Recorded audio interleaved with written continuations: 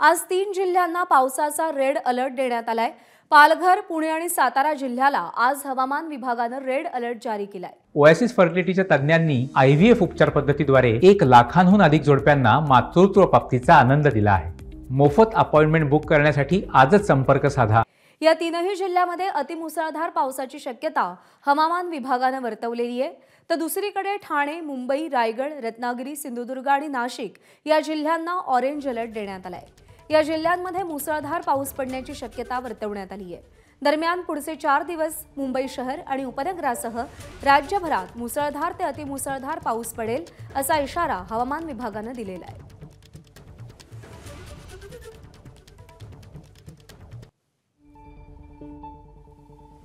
तर कोणत्या जिल्ह्यांना रेड अलर्ट देण्यात आलाय? पालघर, पुणे, सातारा।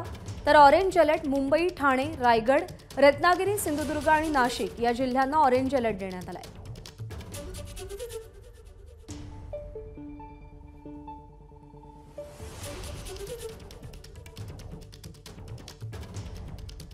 पालघर, पुणे, सातारा या जिल्ह्यांमध्ये पावसाचा रेड अलर्ट देण्यात आलाय। मुसळधार ते अतिमुसळधार पाऊस बरसेल असा अंदाज वर्तवला जातोय।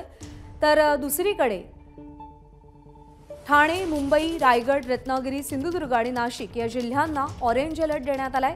या जिल्ह्यांमध्ये मुसळधार पाऊस पडेल असा अंदाज आहे। दरम्यान पुढचे 4 दिवस मुंबई शहर आणि उपनगरासह राज्यभरात मुसळधार ते अतिमुसळधार पावसाचा अंदाज आहे। अल्पेश करकरे आपले प्रतिनिधी आपल्यासोबत आहेत। अल्पेश, राज्यभरामध्ये पावसाचं पुढचे काही दिवस चित्र कसं असेल?